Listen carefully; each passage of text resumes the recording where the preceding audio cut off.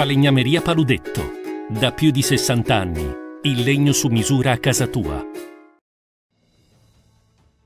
TG Plus News edizione di Venezia, buon pomeriggio. Apriamo il nostro notiziario con la cronaca. Nel primo quadrimestre del 2023, gli ispettori ambientali di Veritas hanno effettuato un totale di 3.500 controlli contro l'abbandono di rifiuti e ingombranti e per il corretto conferimento di materiali differenziati nel territorio del Veneto orientale. Nel corso delle ispezioni sono state elevate un totale di 235 multe. Questi dati dimostrano, sottolinea Veritas, ancora una volta la necessità di un maggior rispetto del territorio e di un più alto livello di attenzione nella raccolta differenziata. Ancora cronaca. Continua la mobilitazione in tutte le sedi INPS del Veneto, in modo particolare presso la direzione provinciale di Venezia, dove le organizzazioni sindacali hanno incontrato il Comitato Provinciale INPS di Venezia, perché il caso Venezia è un paradosso, dicono i sindacati. Nella sede di Venezia e nelle agenzie della provincia, spiegano i rappresentanti sindacali, sono stati assunti solo 18 lavoratori a fronte di 72 uscite tra pensionamenti e mobilità in altre sedi.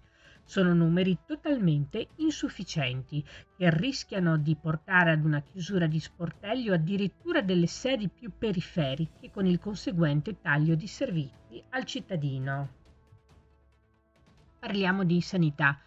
Il dottor Luca Basaldella è il nuovo direttore della neurochirurgia dell'ospedale dell'Angelo di Mestre.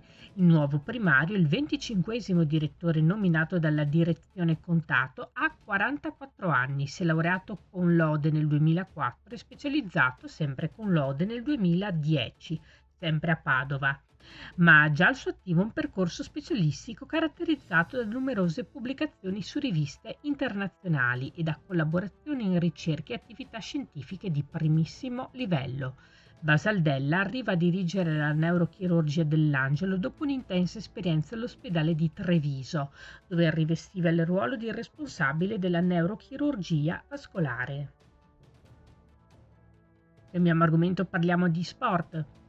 Arriva in Veneto il Giro d'Italia. I ciclisti giungeranno domani con il traguardo della tappa da Pergine Valsugana previsto a Caorle. Giovedì la partenza sarà da Piazza Grande a Oderzo per salire fino alla Val di Zoldo e la conclusione a Zoldo.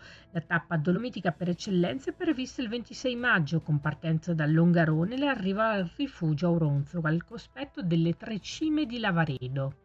Stiamo preparandoci a vivere una 3 giorni da ricordare, ha detto il presidente della regione Luca Zaia, convinti che l'arrivo del Giro d'Italia porterà anche stavolta emozioni a ciclisti e appassionati. In Veneto l'attesa è grande. Del resto, dice Zaia, non c'è Giro senza Veneto e non c'è Veneto senza Giro. Si conclude qui il nostro notiziario. Grazie per averci seguito. Arrivederci.